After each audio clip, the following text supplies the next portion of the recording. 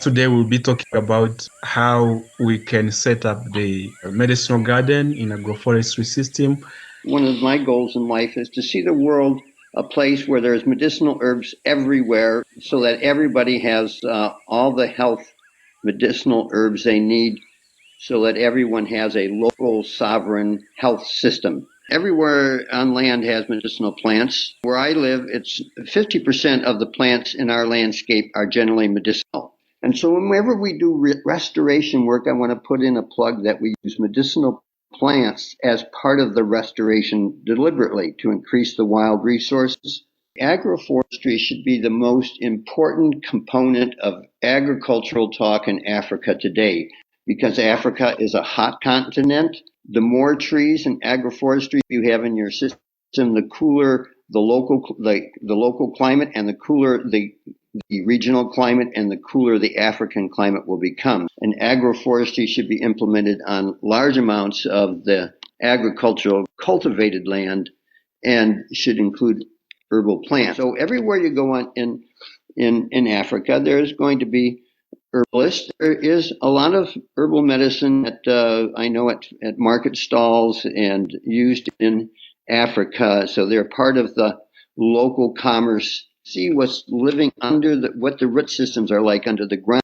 So not only can you stack ecosystems above ground, the same thing goes underground. How do you stack root systems under the soil surface so that you are using as much of the soil block as possible? And understory crops are a really big part of agroforestry systems. Many things will do better under trees than out in the open. And I'd like to give a shout out for syntropic agriculture. You can see in the early phases, they have a lot of annual crops and really tight spacing to get production in that very first year. But they're also growing a lot of trees and shrubs. They do a lot of chop and drop to help increase soil fertility. And I have a 1/4-acre herb garden. That's 1/10 of a hectare. And we make $50,000 a year on that 1/4. So in other words, if you had a whole hectare of what I have, you would make $500,000 a year on it. I was greeting you all in the Ubuntu spirit of I am because we are. And then in my introduction here, I say we are the land and healing her heals us. We have too much injustice done to the planet and to ourselves. We have all these wars going on all around the world. We have a lot of injustices. We are the land. We are part of the planet. Today we shall unveil how medicinal agroforestry transforms the degraded lands into living pharmacies, into classrooms. The forest still has to be a classroom so that we can actually restore the ecosystems while securing our future. Our ecosystems cry out, and our elders hold irreplaceable knowledge. Medicinal agroforestry answers both of these by rewilding the land while reweaving the tapestry of ancestral knowledge. I call it ecosystem diplomacy. We have to look at this in terms of double erosion because the land itself has been extremely degraded. But then there is also a very serious erosion of knowledge that is happening. Elders passed on knowledge to the younger generation, and the knowledge that they passed on was the very important knowledge of what immediately surrounds you, knowledge of the different trees around us every day, knowledge of the different herbs and what they treat. Westernization has brought up this kind of stereotype where people look at the elders in our community as people who have not achieved in terms of education, these degrees. So the young people have actually discarded the knowledge that they hold. We can't conquer nature actually. What we must do is collaborate. We collaborate together, just like a forest. Each layer nurtures the next one. The canopy trees shield the delicate herbs, and then the roots bind the soil, and every plant offers healing. The community should invest in seed libraries or seed banks where people do some kind of rapid multiplication of the shrubs and the medicinal herbs. We can call these maybe Ubuntu nurseries where biodiversity and economic resilience intercross each other. The forest is It's an original healer to the community that surrounds it.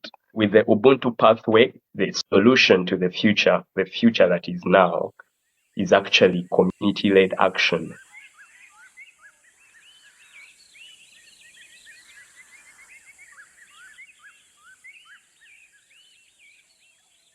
Hi Muhangi, hi Michael, nice to see you. Already Yes, here. it's nice to see various friends here. So, ready to proceed.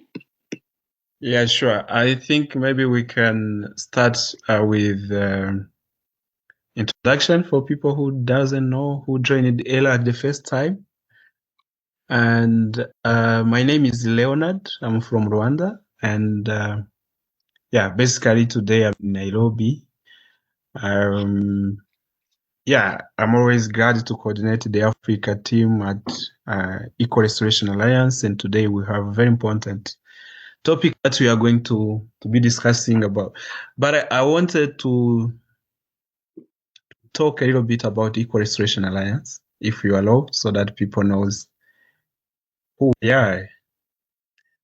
Actually, Eco Restoration Alliance, it's a global movement. I hope, and I think Ananda will be the best person to talk about it. But it's a global movement, a global organization that promotes restoration of health, biodiversity, ecosystem, and a holistic response to emergence crisis of climate change and biodiversity loss. And it's a movement of global scientists, stewards, and storytellers, and also connecting grassroots leaders so that we accelerate the restoration of degraded land, water, biodiversity, and cool the planet. So actually, as I said, is a cross-pollinate indigenous and grassroots leadership with resources, partners, and platforms to enhance and just advance nature-based solutions. As today, we'll be talking about how we can set up the medicinal garden in agroforestry system, and all these approaches are there for restoration of degraded biodiversity. So that's in short. I will be putting the links for Eco Restoration Alliance in the chat of our website and social media so that you can explore more. But that was like a short notice about Eco Restoration Alliance. So today we will be having two speakers. Allow me to give the floor. So Michael, I will not do introduction. I will allow the speakers to do it themselves. The floor is yours. Okay, so I'm excited for today's topic. Nice to be here with various colleagues and friends from Africa. And it'll be interesting to see what comes out of this. I think we're all here because we're interested in medicinal plants. And the goal of one of my goals in life is to see the world a place where there's medicinal herbs everywhere so that everybody has all the health medicinal herbs they need in their locality and experienced people that know how to use them so that everyone has a local sovereign health system. And the world used to be like that, and it can be again. And great. So here we are. I'm looking forward to hearing from Muhangi. And so Africa is full of medicinal plants. Everywhere on land has medicinal plants.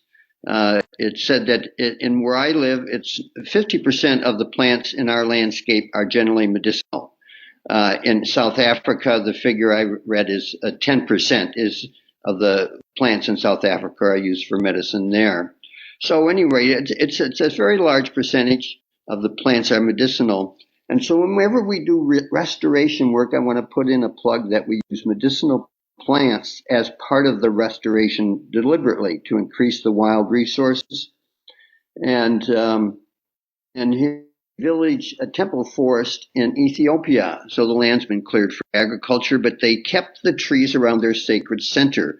So it's interesting that I imagine there's other places in the world. I know Japan, parts of Asia, but that that they, like you might say, the churches, the temples, the spiritual centers are also a force, and you can imagine that almost a very high percentage of these will have medicinal uses. So in a sense, we're building on that.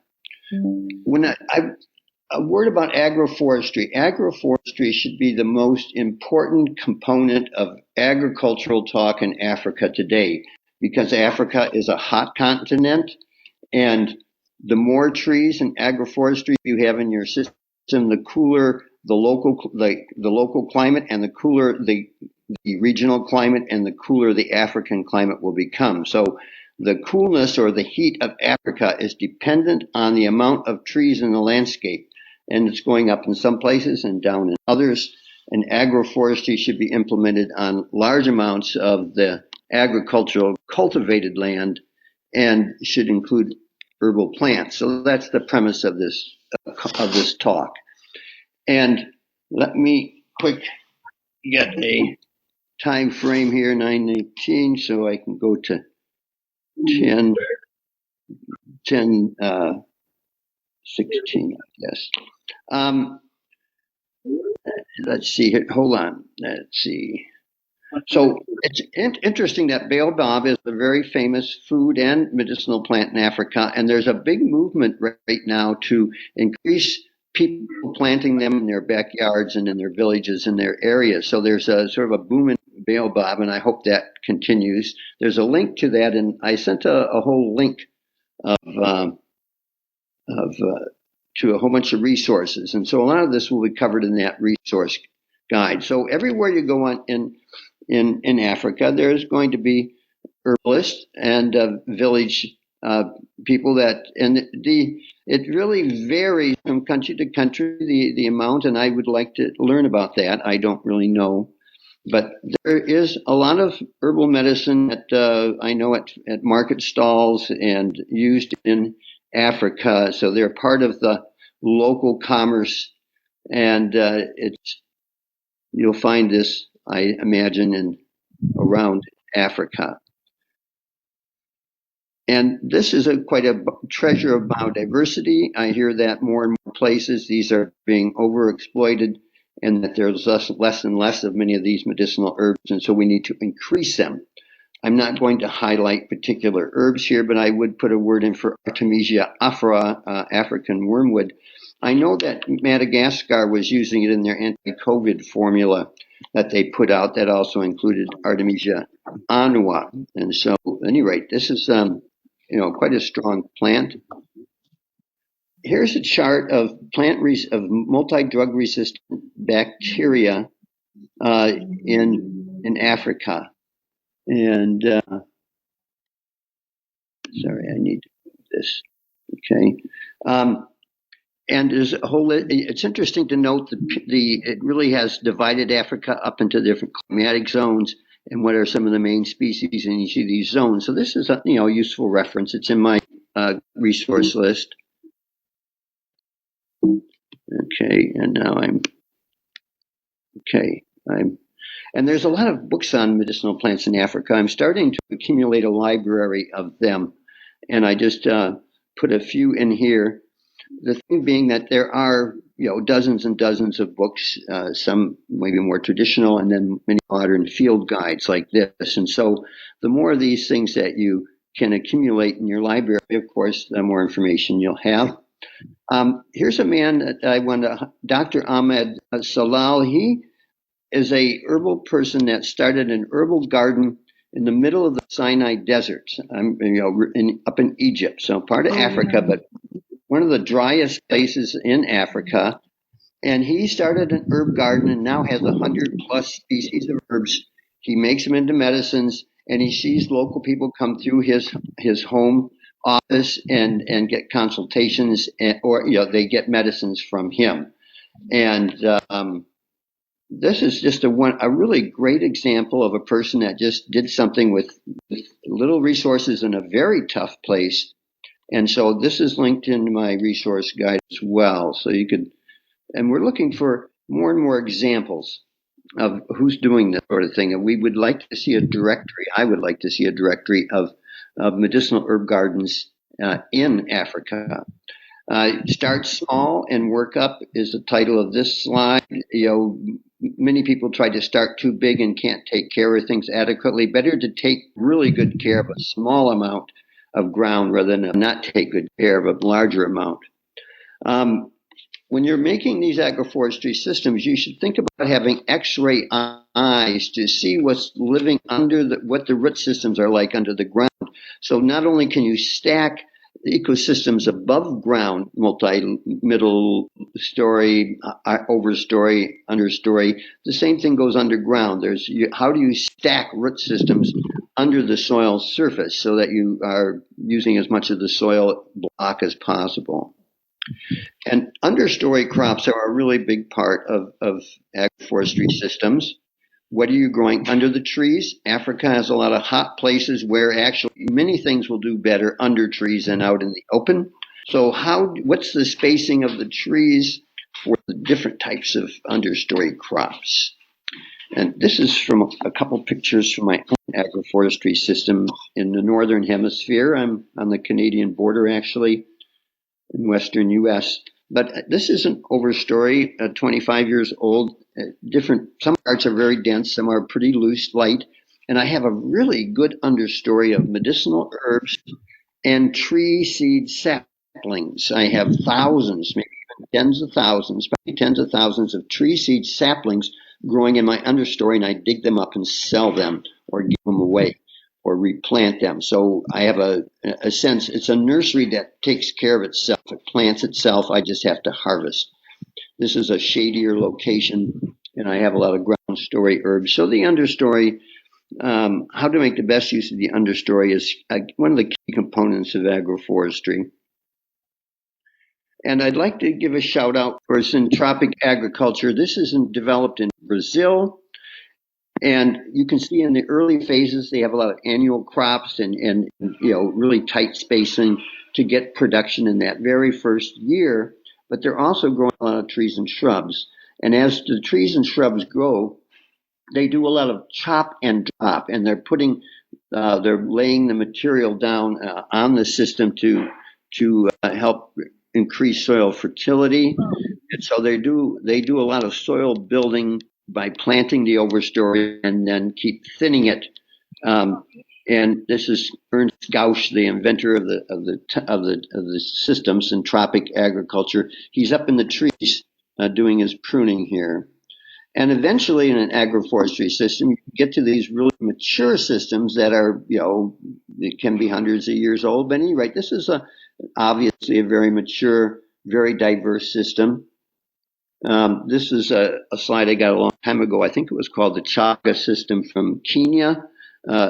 Just a home garden approach, agroforestry, and then with the acacias there and oil palms probably. But anyway, that's a nice system. They got a lot of big trees in this system.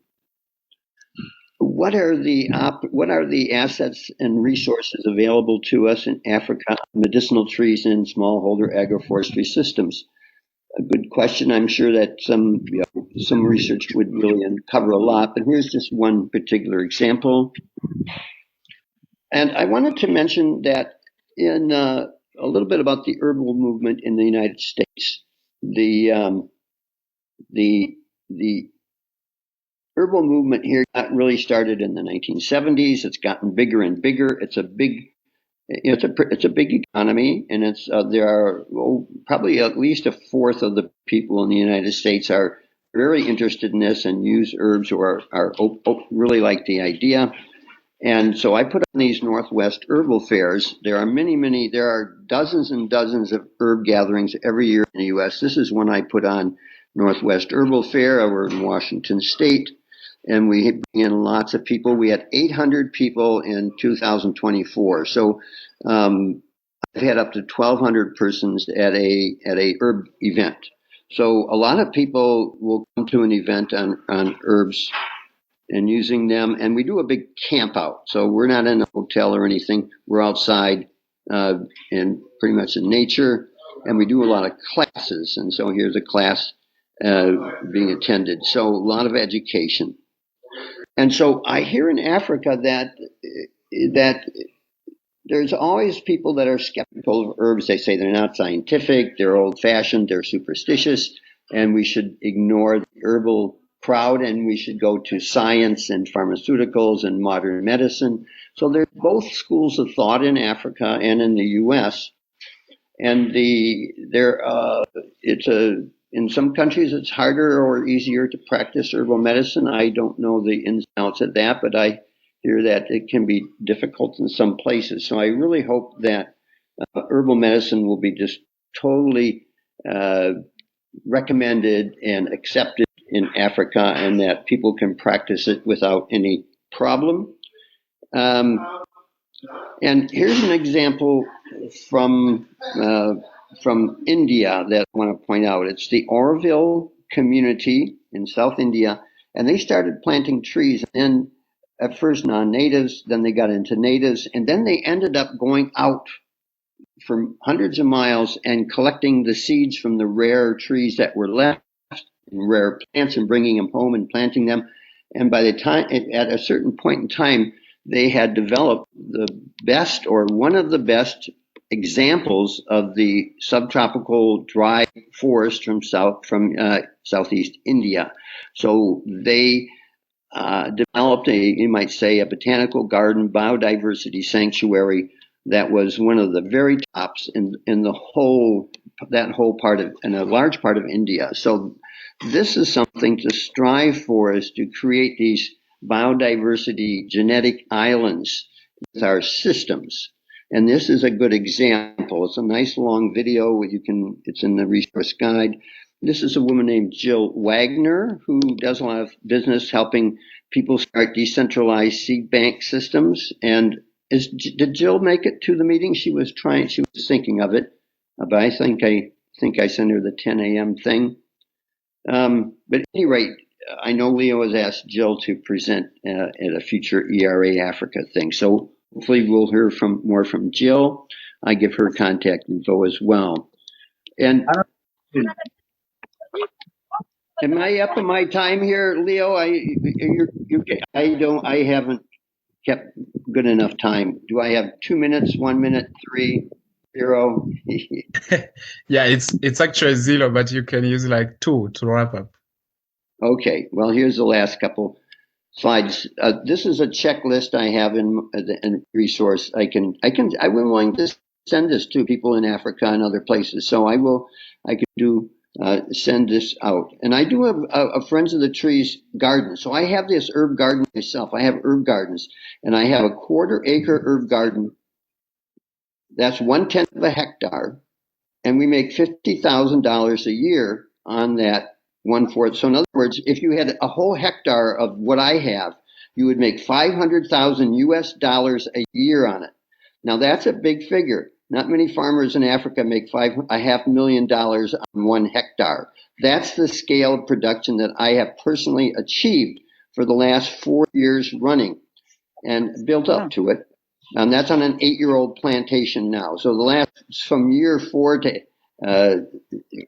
7, basically, or 8, we got $50,000 a year on this patch. So it doesn't take that long to really ramp up production. We make really good money starting in year 1.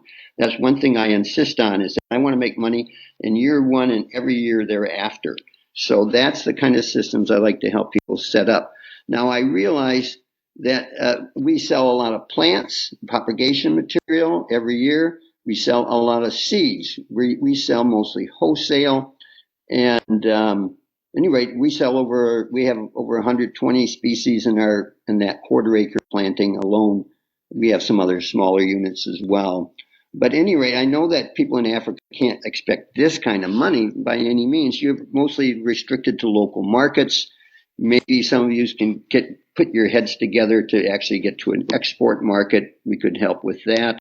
But in the meantime, take care of your local needs first and grow herbal plants. And I will end my talk there and pass it on, and look forward to Q&A. And I will have to hit stop share. And here we go. Oh, wow. Congratulations. I may say thank you. Big thank you, Michael. That was really very, very powerful. And honestly, the part I love most is the last part where these things can also be kind of entrepreneurship where people can get some revenues and, do some enterprises with setting up medicinal garden.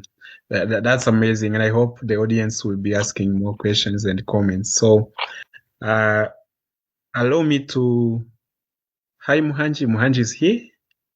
Allow me to, oh yeah, I can see him.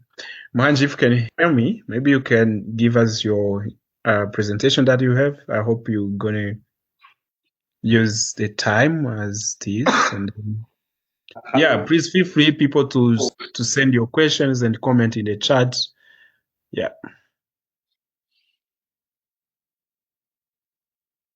Hello, Feel free. everybody. I hope everyone gets me clearly. Yes, it's good. Sure. Thank you so much. Thank you so much. I'm so glad by the presentation from Michael. That was very wonderful. And I know Michael lives the life of the herbs, which is a very good source of this kind of information for us all today. So thank you so much for that kind of presentation, Michael. Yeah, I've been communicating with Leonard. I was actually traveling and I anticipated this would find me on the bus and I couldn't present. So I got a place to spend the night, but the network is not very good. But I hope we can have our presentation going very well. Yeah, so I'll go ahead and share my presentation. I'm also sharing it with everybody in the chat first, so you can follow along. So once again, I greet all of you in the name of Ubuntu. I was greeting you all in the Ubuntu spirit of I am because we are. And then in my introduction here, I say we are the land and healing her heals us. So in such a time where we have too much injustice done to the planet and to ourselves, we have all these wars going on all around the world. We have a lot of injustices.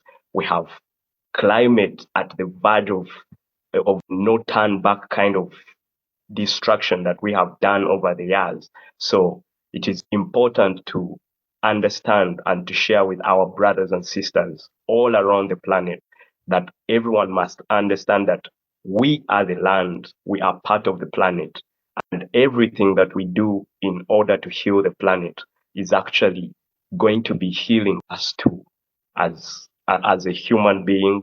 And as we talk about agroforestry, as we talk about these medicines and the resilience that we have to put up to go through these kind of tough times, it is very important that we understand that even as we approach medicines from the forests and use the herbs on our bodies and agroforestry to make sure our planet can regain its lost native trees and native vegetation. We are doing this to heal the planet, and at the same time, this is for ourselves and the generations we are going to have on this planet a few years after we have left here. So today we shall unveil how medicinal agroforestry transforms the degraded lands into living pharmacies, into classrooms. I'm happy Michael already shared to you some of the events that they have had out there in the forest. People recently look at the best events in the biggest rooms with ACs and everything. But I think the forest still has to be a classroom, and it has to be our sanctuary of ancestral wisdom so that we can actually restore the ecosystems while securing our future.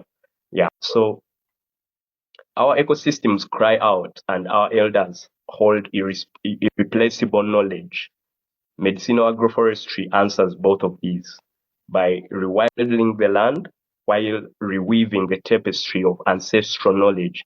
And this is not just farming, it's actually ecosystem. I call it ecosystem diplomacy, as we are rewilding and then reweaving the tapestry of ancestral knowledge. So I shared a picture where we have the land that is totally eroded on the side, and then we have a small strip of photos from the herb gardens, and then we have this other picture where an elder is trying to show the young people. So as we talk about rewilding and reweaving the tapestry of ancestral knowledge, we have to look at this in terms of double erosion, because the land itself has been extremely degraded, with so many dry lands and the desert growing downwards towards Africa that we are trying to fight and hold this kind of destruction. But then there is also a very serious erosion of knowledge that is happening, especially in the African communities, where there has the formal education was introduced during the colonial period, and then it almost overshadowed the entire kind of education that was happening in our communities here, which was called informal education.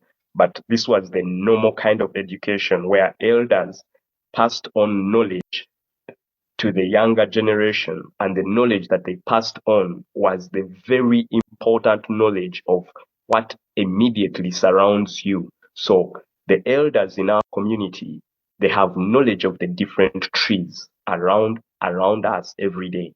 They have knowledge of the different herbs and what they treat. But we have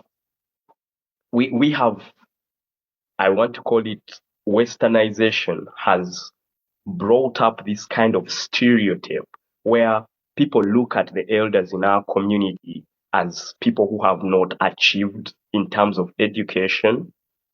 They have not achieved these degrees. So the young people have actually discarded the knowledge that they hold, the knowledge about the trees, the knowledge about the herbs from nature, the knowledge about the birds and the animals in the forest, how to live with them in harmony, and how we support them, and in turn, they also support us. Yeah, you can move on to the next slide, Leo. So as we fight between the erosion of this ancient knowledge in our culture and the erosion, the degradation of the soil, we just don't conquer nature. We can't conquer nature, actually. What we must do is collaborate. We collaborate together, just like a forest. Each layer nurtures the next one. The canopy trees shield the delicate herbs, and then the roots bind the soil, and every plant offers healing. This is a kind of circular economy in action. So we must work in collaboration, just like the forest works.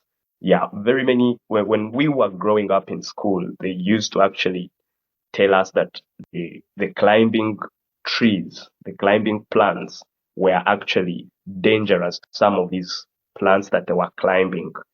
Now, along the way with my deeper digging into the nature of the forest and how it interacts, I started wondering how these plants would actually damage the plant they are climbing when their roots are intertwined and working together. So there is a harmony in the forest that we as humans, we as Africans living today, and even all over the whole world, there is a kind of harmony that we have to copy from the forest. So that instead of living and dreaming of conquering nature, we can learn to collaborate with nature and collaborate with each other in every kind of development that we do, making it extremely sustainable. Yeah, so here I stay with nature's blueprint, the medicinal garden forest, and then I shared what it looks like in a garden. We have the very tall trees that create a canopy. I used the very common trees that we use for herbs in our community, including the muvule tree. We have the moringa shrubs. The moringa does not grow that very, very tall, so you cannot compare it to the height of the canopy trees like mahogany and muvule, though it also tries to get some height, so it forms the shrub layer in the middle there. And then we have the herb layer that is lower, and then it also goes deep into the ground because we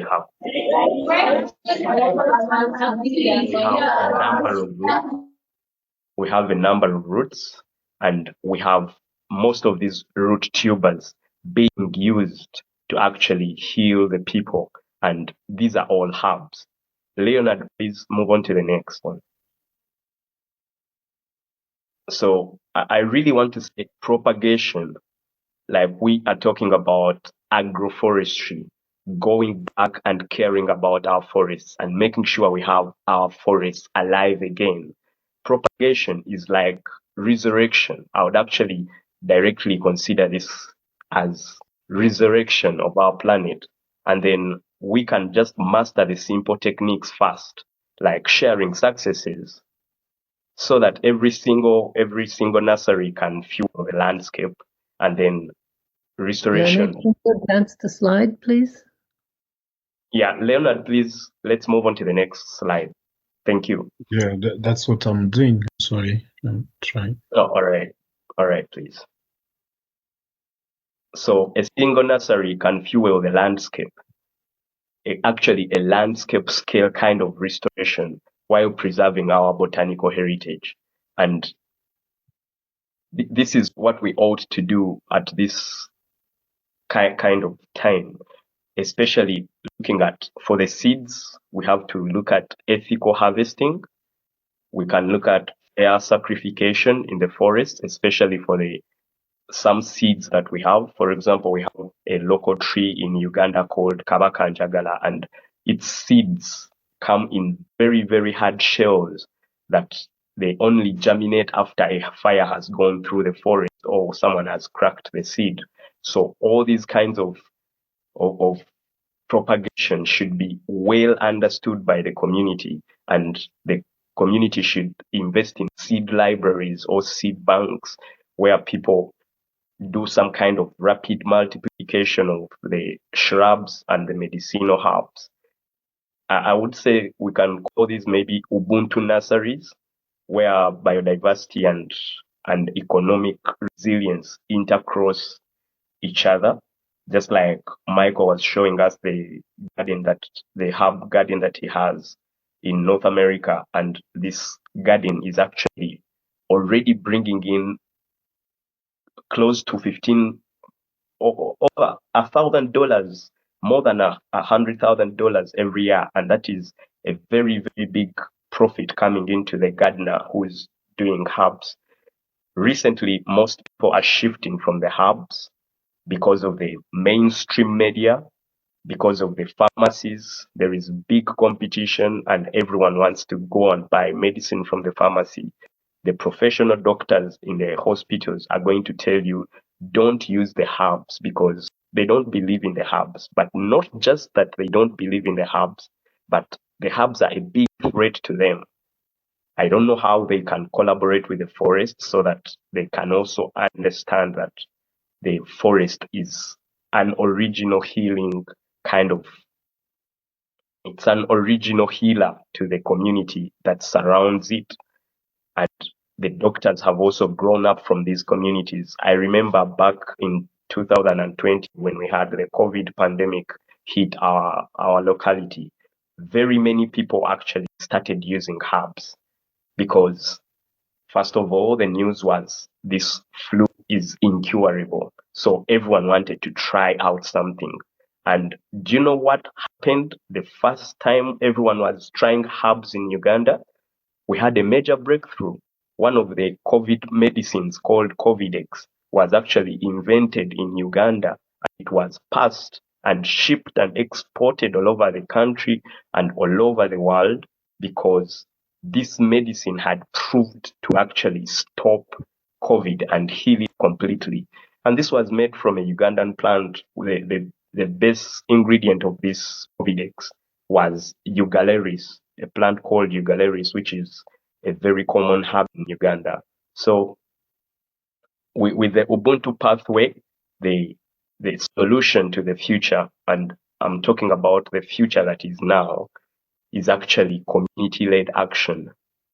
And the 4 pillars of regeneration, just like I I've been presenting about regeneration before, we have to look at regeneration as the key to growing food, because regeneration will not allow us to adapt GMOs. For example, when we take on the GMOs, food becomes a poison to us because of this engineering that is being done to alter it some way. Food was naturally designed to work in harmony with our bodies, to serve them with nutrients and healing. So when we go back to regenerative agriculture, that means we are growing the best kind of food organically without using any of these chemicals that are going to actually become toxins in the long run. We are covering the soil and making sure our soil is not loose. It is kept moist. And as we cultivate our land in a regenerative manner, we are actually taking good care of our land, which is healing it, and in turn, the land is going to be healing us. So there is one specific example I wanted to share, because personally, growing up in Uganda and specifically in Mubende, there was a lot that I would love to share with the world today, because it might seem like it has been covered, but these are not generations ago. It's just 10, 20 years ago. We used to have gardens. Mothers used to have gardens at home in small tins. And these were basically medicine gardens. There were not flowers at home. Whenever we had a cough or you got a flu, mother would tell you, go and use that small herb. Just put it in a cup of water and drink that. So it was a natural way of the elders passing on the wisdom to the young people about the herbs, especially presenting them as flowers in the neighborhood. Today, it seems everyone has shifted to making compounds with pavers. It looks fancy, making sure there is nothing green, and the only green things in the compound are maybe synthetic arts or something. So I believe it is a very crucial time now to remind the mothers around the world to have herbal medicines grown in their compounds. However small the apartment is, you can have a few of these things. I've seen aquaponics where people just grow these herbs for their neighbors to share with. Yeah, so please move on to the next slide, Leo. Okay, but would you love to wrap up, like using 2 more minutes? Yes, I'm observing the time here. Yeah. I don't really know what is going on the screen, but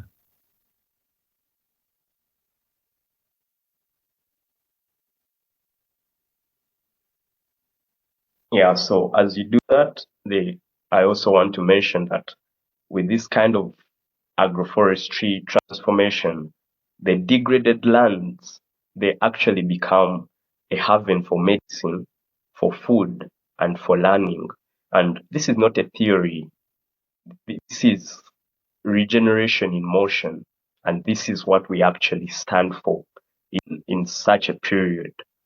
I'm very glad that Michael actually talked about how to make money out of herbs. And he was talking about a good sum of money that very many farmers in Africa are not making.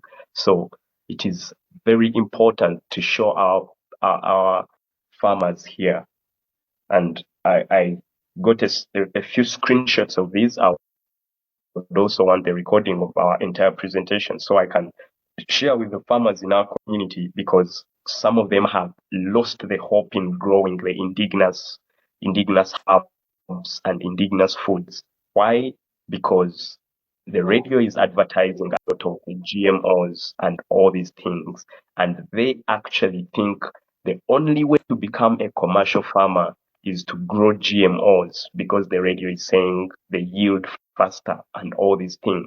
So I think Michael's garden is a very good example of a herb garden. I've not actually encountered one as big as that one, apart from our natural forest having so many herbs here. Yeah. Yeah, I think. So Thanks. Yeah. in my conclusion, yes, Leo, in my Okay. conclusion, I want to say the soil holds our medicine and our elders hold our wisdom.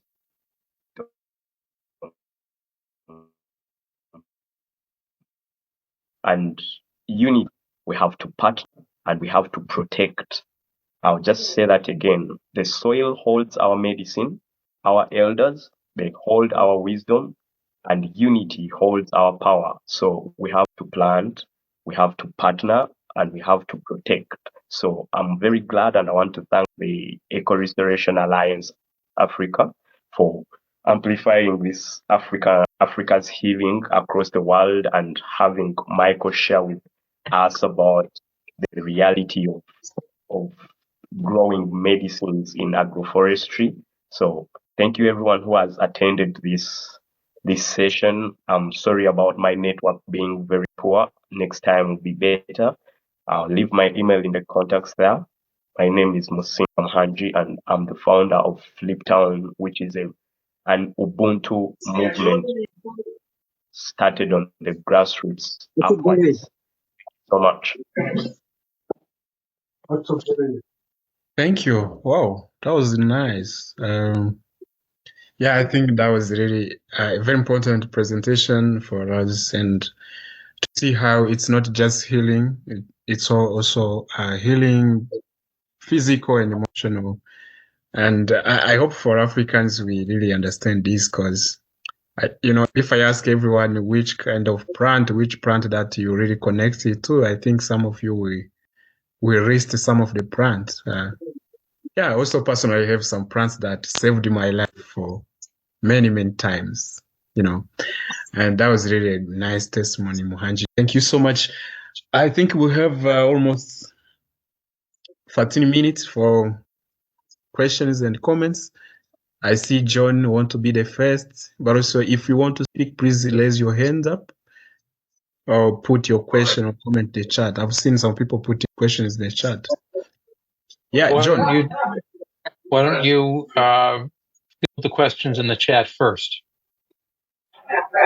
Yeah, I think maybe you can go on, then I will be checking the questions. Yeah. Okay. First of all, Michael and Muhangi, those were excellent presentations. Muhangi, a really nice combination of messages and images. I really admire that. I'm wondering if two things jumped out at me. One is the commercial potential that you claim for these medicinal gardens on a small amount of land. And I'm wondering, first of all, it seems to me for it to be of commercial potential, you need to know how to market and sell these products. Obviously, there certainly can be cultivated for home use, which is great. But I'm wondering whether the outlets for converting some of that into money that you can use for other things or for more agriculture, whether those are available. That's sort of a high-level question. The low-level question is, on behalf of the audience, what would be the best, smallest, simplest way to be able to start and benefit from the kind of knowledge you two obviously have collected?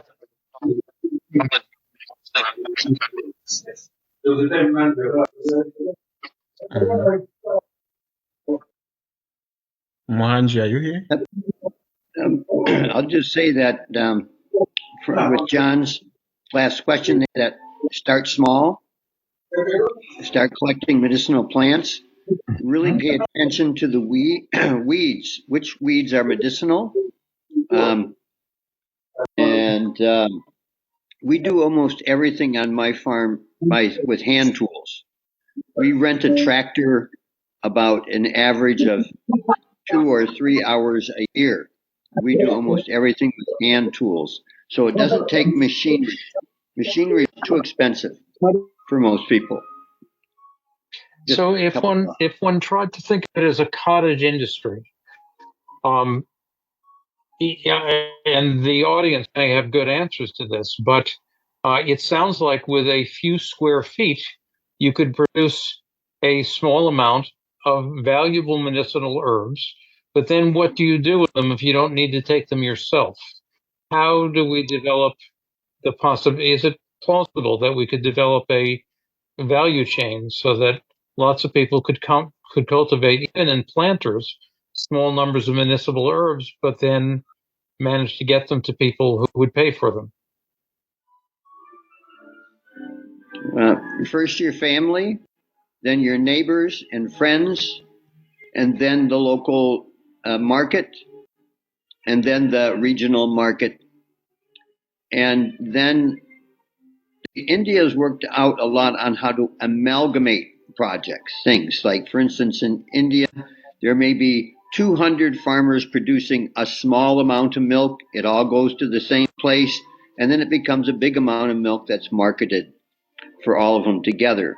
So setting people that have small amounts gather their small amounts together to go to the next level. But that's further down the line. First, you have to prove that you can produce something before you try to market it. So that makes sense. First produce.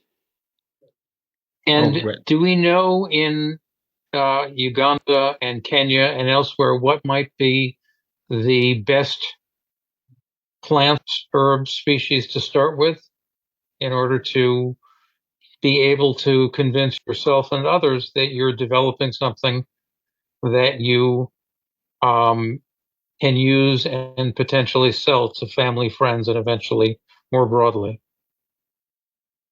Muhangi, you want to give a answer to that?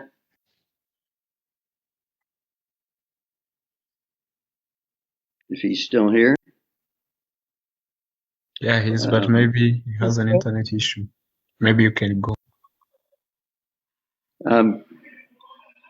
Well, I say in my writing that I sent, which everybody can also get, my text, that you have to find the local herbalists, traditional people in your neighborhood, and ask them what to grow. There's different ways of doing the research to determine that. There's a lot of ways, but going first and talking to the most experienced traditional herbalists in your area and get their advice is really a good start. I will say in our country that a traditional herbalist that's been trained in a traditional way is very highly esteemed. People really, listen to them, and so it's and so hopefully we get more respect there. So I see Harvesting Forester hand us up. Yeah, maybe we can just see one question in the chat, and then we come back to the audience. Okay. There's someone who, I think it's harvesting. Maybe he can ask the question orally because he typed in the chat. Okay, go on. Yeah. Thanks very much. I don't know if I'm audible enough. Yes. Yes. Yeah, I think it's a very good presentation, and an engagement is very important. Yes, you are. The question that Cooper raised, I think from the value chain, I think it starts from respecting the indigenous knowledge systems and not to exploit them. Then secondly, I think we know that the communities are the custodians and the beneficiaries of this kind of system. So we need like community protocols to ensure that there is fair compensation for that traditional knowledge. Then we engage elders normally in a system. I'm in Uganda. People, they normally tend to just exploit them. Then, to improve the value chain, it starts from, supplying them with good quality seeds. Yeah, like what Michael was saying. If the seed bank is proper, then we train farmers. Then the aggregation, yeah, then processing. Because I normally go to supermarkets like Carrefour, where they're actually selling these food spices. they dry, they grind, they package nicely. And these are the things, these are the herbs that come from community members. So I believe there is a very big chance of commercializing the herbs and integrated into the different sessions. That's my submission. That's great. Maybe I would just say a few words to that. Thank you very much, Harvesting Forestry. That's very important. The protocol, the respect for the local community's knowledge, and not to exploit, just going in and extract the knowledge, extract the plants or whatever for outside. Take care of locals first. There should be, first of all, you don't want to export medicinal herbs from a community that is suffering itself and can't afford the herbs. I mean, first of all, take care of your own people and safeguard. You know, there's a lot of word thought there. So thank you for that. Oh, great. Maybe because I'm from Rwanda and we give value to women, peace, to have gender balance. I want to piggyback of the person before and ask, how are we making sure, for example, if something is closed knowledge, like community specific, and they're the only ones to know it, but it can be used as part of the reforestation process? If it is closed knowledge within a certain community, how are we still, or what is the protocol, I guess, of then further commodifying it? Because what I'm having trouble with is the commodifying of the knowledge in a way, because some practices are very closed. And so that's where I have questions about it. Good comments there as well. Where I live in my neighborhood, we have Native American tribes, indigenous people, and they hold some of their herbal knowledge within the tribe. They don't share it outside. And I think that every tribe or people should have that right to decide what goes out or stays within.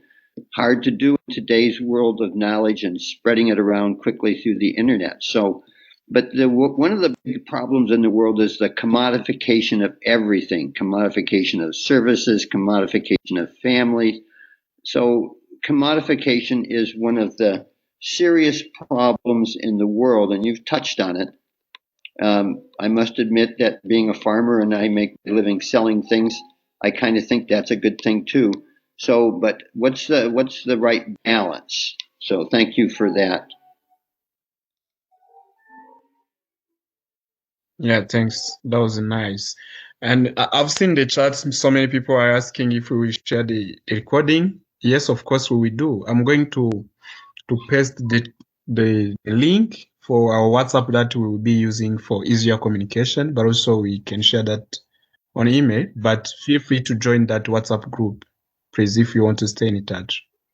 Then Edwards. Thank you very much. With me, I wanted to add on something, the question posed by John Shaw about the medicinal plants in Africa or Uganda. First and foremost, I wanted to introduce myself once again as a minister in the Toga Kingdom. It's a culture institution. And as you very well know, with culture, we value so much trees. And trees, we also have a common proverb that I'm going to visit the bush. By visiting the bush, that is the forest. It means that I'm going to harvest medicinal plants. Being that I was a Prime Minister Emeritus of a chiefdom and now a minister as well in the kingdom, which is bigger than the chiefdom, we have in Busoga Kingdom the Traditional Healers Association, which I'm heading of around 2,400 local herbalists. And we have a program which we initiated some 1.5 years, funded by Aga Khan Foundation, whereby we're having the microforests. And among them, we're having we are creating 100 by 100 microforests with over 40 different species and mostly medicinal trees. And for sure, 90% of all our trees are medicinal trees here in Uganda or Busoga. And this was well documented during the COVID, because much of the local herbs that we used in healing the COVID-19, COVID 2000 was from the forest. And most of the healing herbs were trees, and even Covidex, which was invented in Uganda, all came from the trees. So for sure, it is a matter of documentation and what we call the westernization of the herbs. But even in India, where they have very many pharmaceuticals, they all get their medicinal trees from Uganda, especially in Mavira Tropical Forest, where we have the Africana prunus, which is helping in cancer, the prostate cancer. We have almost all types of herbs and medicinal trees which the pharmaceuticals use. So for sure, I'm very happy that this is now coming out from the Western world. But whenever we produce it, it is Easternized. That is from the African continent, which is the continent, and we don't even have what could have been called, what Michael was saying, commodification. But because anything coming from a developing country is inferior and it has to go through vigorous many issues, but I'm happy that I learned one from Michael, that he can earn 50,000 US dollars. Imagine if one earned $50,000, I think the whole of our region could be just turned into a medicinal island. So I'm happy that Leonard, John, and Michael, you are pioneering this, but at least we are moving in the right direction. And I'm happy that you've realized that agroforestry is the way to go, and we should always also address the issue of the World Health Organization, which are looking down upon our medicinal trees as inferior and not fit for human consumption. Thank you very much. Yeah, thanks, Edward. We appreciate your comments, and I appreciate people who are just putting comments in the chat, and everyone is grateful. I've seen some people ask some questions, but allow me to read this from Emma. She said, I wonder if the best direction is to first work with people who are struggling with modern farming failing due to changing climate and soil degradation, etc., and presenting these as financially viable alternative.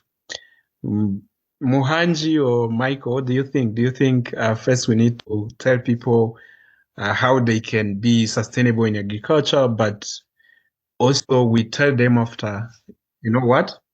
There is financial viable ways that you can use. Go medicinal plants. Yeah, actually, thank you so much for the question.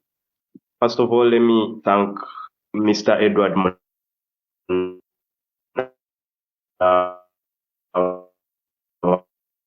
for his representation. There is a lot of secret knowledge that is held in his chiefdom that would be a great thing if we have it shared on all these platforms. Thank you so much, Mr. Edward. Yeah, to answer your question, I believe what the world needs today is a kind of holistic approach. It is the hardest thing, but that is what we need today, because the soil is getting degraded. We have the climate being at its worst. The change is terrible. We have people being unemployed all over the world. We have financial struggles. We hear about financial struggles in Europe. We hear about this in the USA. Here in Africa, it's very, very terrible. So I believe we have to, first of all, empower each other, empower our communities with knowledge, first for resilience. Because right now, if we ask ourselves, what should we be pushing first? Should we be pushing medicinal herbs, for example, for a kind of income that can support our communities? And then this is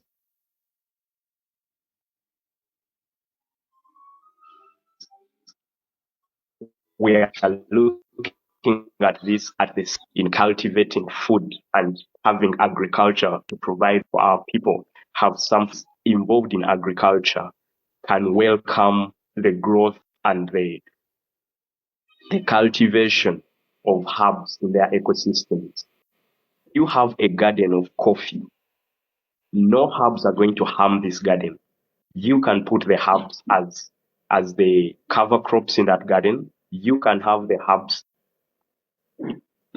in the sides of this main garden, and you can even have the herb first at home so that we can actually test these herbs. I'm very sure so many of our people have not actually used herbs and they cannot testify to having used the herb to maybe heal a headache or heal a cold. So we need to first have this knowledge validated. For us who have grown up using these herbs, it might be very easy to say, this is a very important herb and I need it. But if you have not had information or knowledge about herbs and you want to go for commercial, very challenging, especially because all around you there have been so many herbs, but maybe you have been treating them as weeds. So we have to go for this kind of holistic approach to community and to restoration, where we inform ourselves, share this knowledge, so that by the time one is making a decision, they are aware that if he is going in for agriculture, it has to be regenerative agriculture because of its advantages over other types of agriculture. If he is going in for medicinal herbs for some kind of income, then these medicinal herbs should also be grown ethically. And then I also had the question from Peace, only that the network was breaking, but I would have just liked to add something small to what Peace had inquired about. So, in my view, sometimes we hold the patents of some things, we hold knowledge about some things because they are profitable to ourselves, which is very Western, by the way. In Africa, in the Ubuntu kind of system, knowledge was one of the most precious things that an elder can hold in community. But it was also priceless. And priceless, I mean free. It was given out free of charge. Even when we protected this knowledge with all our might, but the knowledge was free. So it might be very hard right now to actually remunerate our elders, especially when we have to sit them down, have these conversations with them, talk to them and let them tell us about the herbs that they used and everything. These elders are very willing to share this knowledge free of charge.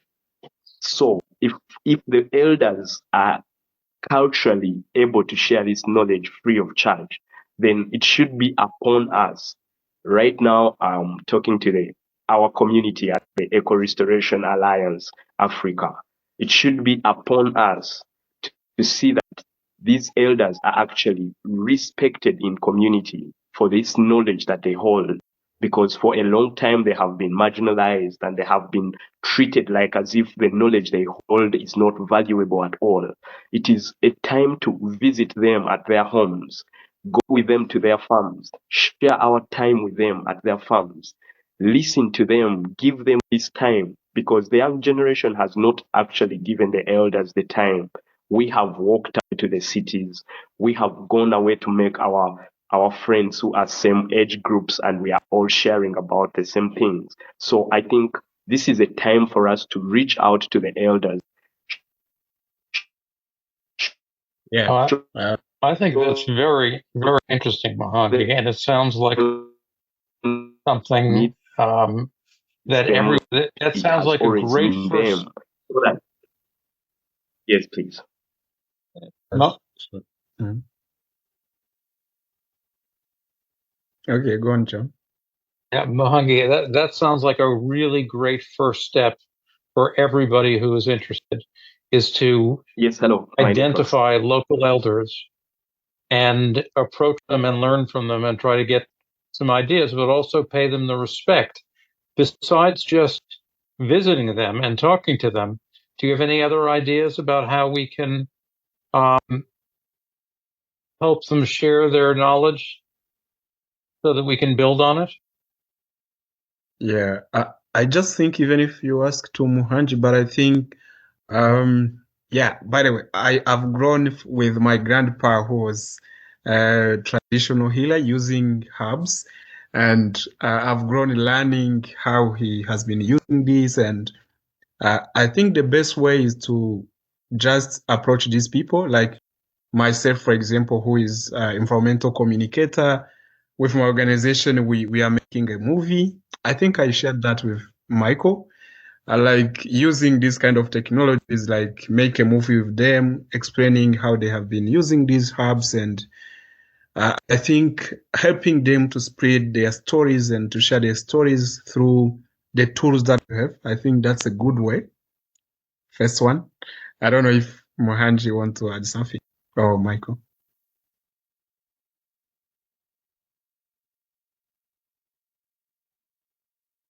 Yeah, but I think sharing knowledge is something powerful, because even I've seen the chat people talked about it, like Clamby, but we need to keep this knowledge moving.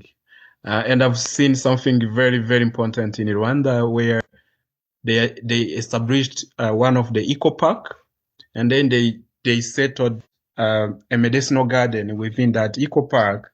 So with information on the tree and what that tree can heal, it's powerful, because everyone who visited, when you pass there, you can read about the tree, the disease that it can cure. Yeah, that's kind of sharing and keeping this knowledge to the people. Yeah.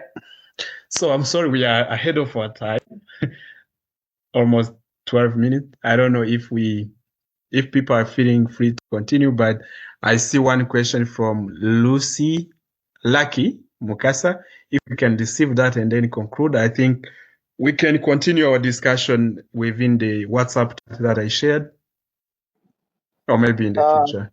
Yeah. Thank you so much, Leonard, and hope I'm clear. Yes. Sorry, it's my first time with the Eco Restoration Alliance. One of my mentors shared this link to me, and I really thought it wise to attend, because everything with agroforestry is my blood. So I am an agroforestry practitioner and trainer for the past 6-7 years, working in Africa and India. But why I really had to attend this was today actually we had a meeting with the Ayurvedic University of India. Ayurveda is the traditional medicine, healing with traditional medicine. And we are talking of all the challenges we are facing with the traditional medicine in Africa.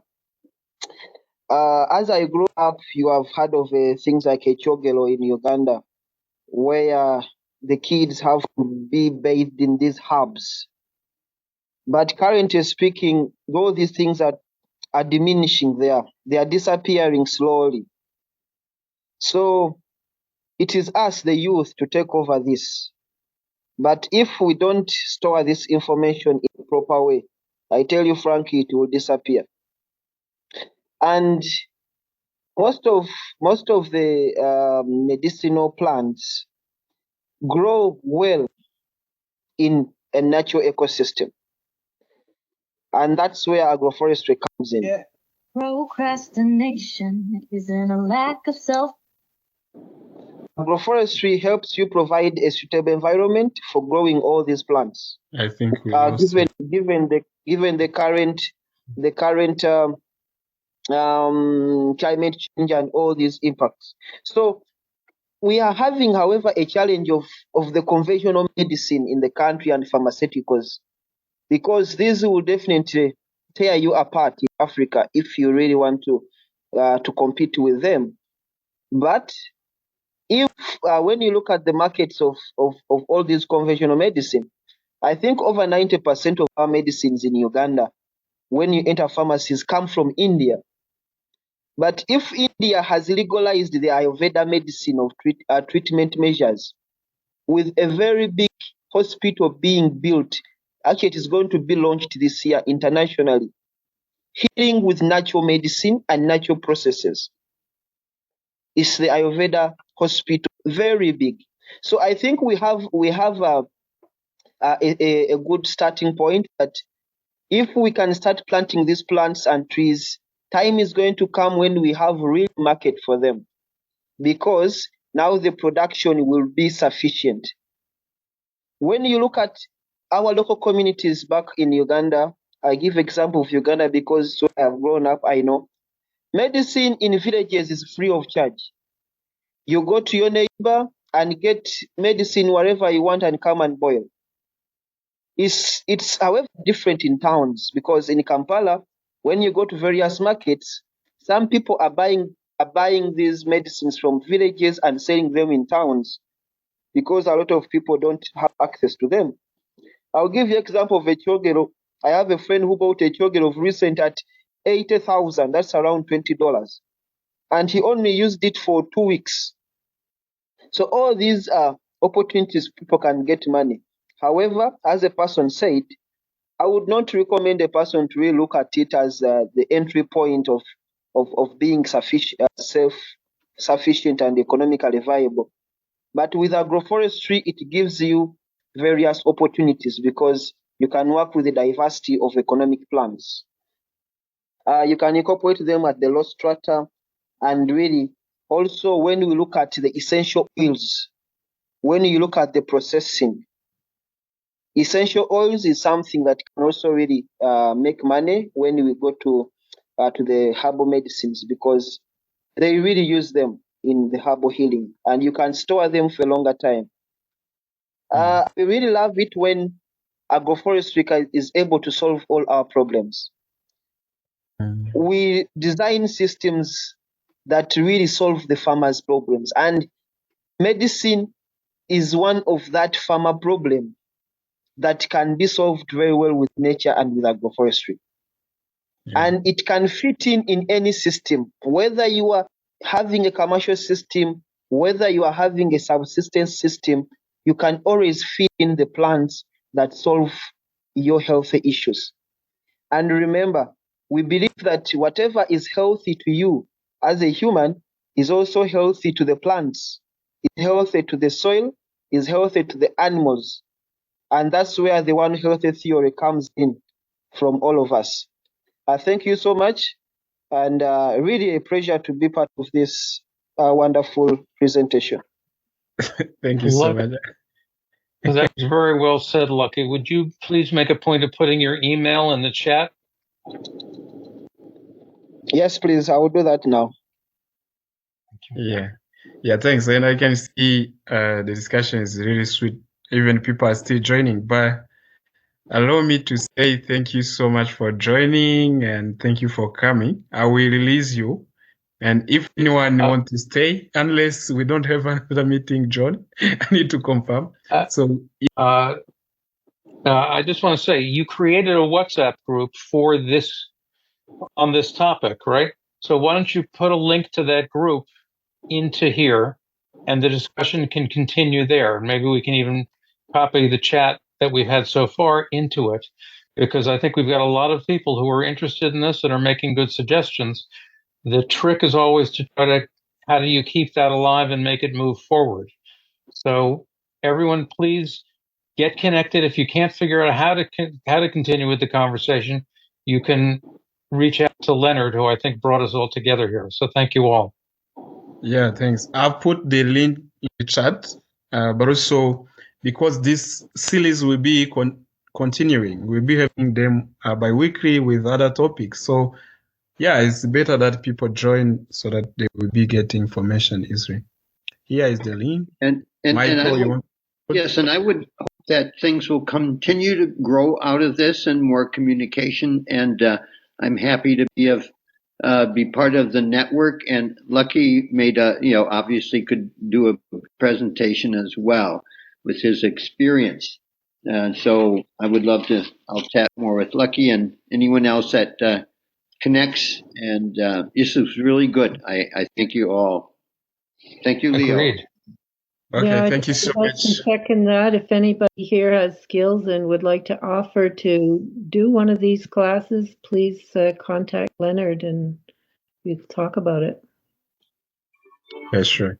Oh, yeah. Thanks. Bye. Thank you all. Bye.